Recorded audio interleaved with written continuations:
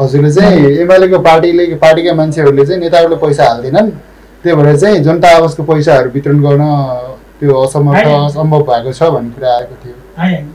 त्यो होइन, त्यो कुरा कहाँ चाहिँ त्यस्तो त्यो पार्टीले चाहिँ अहिलेसम्म चाहिँ अब पार्टीले यहाँ रोकेर कहाँ पार्टीले रोकिन्छ त्यस्तो। त्यो मात्र नभएर धेरै पैसाहरू काटिरहेको छ नि त, धेरै ठाउँमा पैसा काटिएको छ, कोभिडमा पैसा गएछ, आएको पैसा सबै चाहिँ काटिदियो, कोभिडतिर खर्च भएको छ। जहाँसम्म लाग्छ मलाई लाग्छ पार्टीले रोकेको चाहिँ गलत जस्तो लाग्दैन। तर यो बेलामा पार्टीले के भने सक्रियता देखाउनुपर्छ कि, किनभने विभिन्न जनता आवासमा भनेका विभिन्न वर्गका मान्छे हुन्, तिनीहरू निम्न आय भएका मान्छे, उनीहरूलाई चाहिँ अब उनीहरूको घर अधुरो अवस्थामा छ। धेरै मान्छेहरूले चाहिँ ऋण लिएर घर बनाएका छन्, अहिलेसम्म पैसा पाउन सकेका छैनन्। त्यो कुरा त पार्टीले नै बुझेका छन्, उनीहरूले नै अब पहल त भयङ्कर गरेका छन्, नगरेको होइनन्। तर पनि अब पैसा माथिबाट आउँदैन, उहाँहरूको चाहिँ यहाँको स्थानीय कार्यकर्ताको चाहिँ पहुँच नपुगेको नि हुनसक्छ।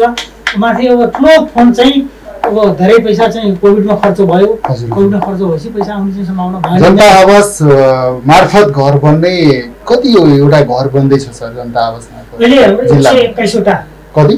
121 वटा। 121 वटामा कतिवटा बनिसक्यो? लगभग 121 मा अधिकांश घरहरू चाहिँ बनिसके। कतिवटा मान्छेले पैसा के छ भने पहिलो किस्ता सबैलाई गयो, दोस्रो किस्ता जाने मान्छे 46 जनालाई पुगेको छैन, तेस्रो किस्ता कसैलाई पुगेको छैन, चौथो किस्ता पनि कसैलाई पुगेन, कर्मचारी जान्छ। मैले जानकारी गराउँछु कस्तो हुन्छ भने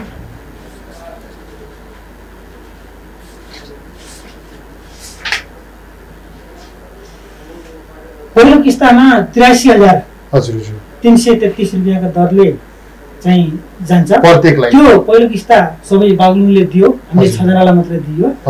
यो पहिला यो साडी बागलुङबाट वितरण हुन्थ्यो, बागलुङको शहरी विकास तथा भवन विज्ञान कार्यालयले त्यति बेला काम गर्थ्यो। र अहिले पछि यो आवाबाट हामीलाई चाहिँ हस्तान्तरण भएर आएको हो होइन। त्यसमा 121 जनाको घर निर्माणाधीन अवस्थामा रहेको थियो, सम्झौता भएका थिए। तीमध्ये हामीले पहिलो किस्ता नभएका 6 जनालाई पैसा दियो 83,333 का दरले। अनि दोस्रो किस्ता हामीले 46 जना बाहेक अरूलाई चाहिँ दियो 121 जनामा होइन। त्यसपछि तेस्रो किस्ता त अब मान्छेले लगै छैन, चौथो किस्ता लगै छैनन्। अब अधिकांशले घर बनाइसक्यो। तेस्रो र चौथो किस्ता चाहिँ पाएको छैन। अब यो तेस्रो किस्ता कहिले पाउँछ? खै अब त्यही यकिन भएन त। अब पैसा अब हामीलाई पनि यहाँ पैसा माथि आयो भने चाहिँ जानकारी आउने हो। हामीले मन्त्रालयलाई सोध्यो होइन, हाम्रो गण्डकी प्रदेश भौतिक पूर्वाधार विकास मन्त्रालयलाई हामीले सोध्यो। गण्डकी प्रदेशले उसले पनि हाल्ने होइन, उहाँ पनि केन्द्रबाट पैसा आउने हो होइन। केन्द्रबाट पैसा आयो भने उनीहरूलाई थाहा हुन्छ र उहाँबाट पैसा उता हाल्यो भने हामीलाई थाहा हुने हो। र अहिले आजका मितिसम्म चाहिँ पैसा आएको छैन। धेरै मान्छेहरूले घर निर्माण गरिसके, पैसा पाएका छैनन्। यो जनता आवासको कुराहरू धेरै उठाएको छ सर होइन।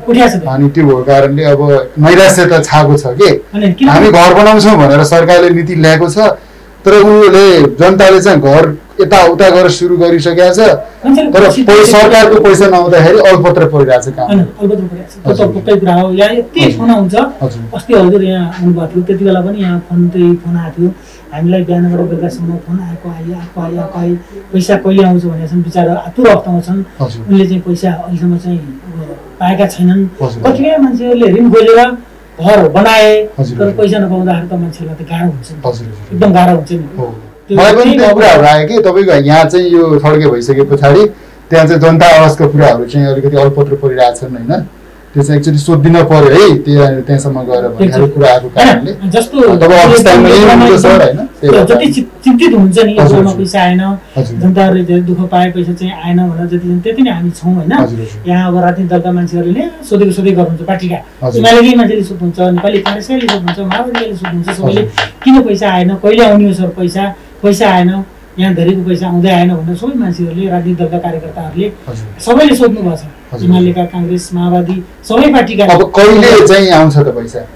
तपाईँको विचार अब होइन, विचारले भनेर त भएन। यहाँ त हामी कहाँ पैसा नआउँदासम्म अब आर्थिक वर्षको अन्त्य भइसक्यो। अहिले अब यत्रो कोरोनाले गर्दाखेरि राज्यको ठुलो पैसा चाहिँ त्यसमा खर्च भएको छ, त्यही भएर नै हुनसक्छ। सायद पैसा उतातिर लगानी भयो होला, त्यही भएर आउनु अब तपाईँ हामीले बाँधी सोद्धाखेरि पनि पछिल्लो वर्ष अहिले आएन भने पछिल्लो वर्ष चाहिँ पैसा आउँछ, पहिला पहिला आउँछ भन्ने नै कुरो चलेको थियो, लास्टमा नआउँदाखेरि अब अहिले आएन भने नि पछिल्लो वर्ष पैसा आउँछ। अहिले कोभिडको कारणले गर्दाखेरि पैसा आउनु नसकेको भन्ने कुरा चाहिँ उहाँहरूले हामीलाई त्यही भन्नुभयो र हामीले पनि हाम्रा सेवाग्राहीहरू हुन्छ, जनता आवासका सेवाग्राहीहरू, उहाँलाई हामीले त्यही नै भन्ने गरेका छौँ। जनता आवास मार्फत घर बनाउन सुरु गरेर अब अहिले अल्पत्र परेकाहरूलाई तपाईँ के भन्नुहुन्छ? उहाँलाई के आश्वस्त पार्नुहुन्छ? अब त्यही त हामीले अब ठ्याक्कै पैसा अब यो भन्न सक्ने अवस्था छैन कि पैसा कहिले आउँछ भनेर भन्न सक्ने अवस्था छैन। हामीले पनि अब मन्त्रालयमा सोधेर मन्त्रालयबाट अल्पत्र हुने भयो अल्प होइन घरहरू अल्पत्र त यस्तो हो, घर बनाउन उहाँले पैसा पाउनुहुन्छ। अब जहिले आउँदो आगामी वर्ष भने पाउनुहुन्छ, अहिले नपाए पनि तपाईँहरूले चाहिँ फोटोसोटो खिचेर सबै गरेर राख्नुहोस्। तपाईँहरूले चाहिँ दुःख भयो, यसमा चाहिँ हामी पनि दुःखी छौँ तपाईँहरू पैसा नआएकोमा, र आउँदो वर्ष चाहिँ पैसा पक्कै आउँछ माथि निर्देशन दिएका छन्। र भनिराखेको अवस्थामा जनताहरूले पनि अस्तिसम्म हामीले चाहिँ पैसा असारमा आउँछ उनीहरूलाई भन्ने आश्वासन दिने, पैसा नआउँदाखेरि पछिल्लो वर्ष नि के हो भन्ने जस्तो उहाँहरूको चाहिँ गुनासो आएको छ, उहाँहरूले चाहिँ विश्वास नगरेको अवस्था चाहिँ छ। अहिले त अब आउँछ भनेको पैसा त आएन, लास्टमा अब चाहिँ आएन भने पछिल्लो वर्ष पनि के हो भन्ने उहाँहरूले चाहिँ त्यही भनेको अवस्था छ। उहाँहरूलाई हामीले चाहिँ तपाईँहरूले घर बनाएको कुरा पैसा आउँछ, अब अलि ढिलो हुने भयो भनेको बेला चाहिँ भुक्तानी हुन सकेन तपाईँलाई। अहिले चाहिँ घर नबन्ने भयो होइन जनता आवासबाट चाहिँ निम्न छ, यो वर्ष चाहिँ अत्यन्तै निम्न छ। हस् सर, हस्।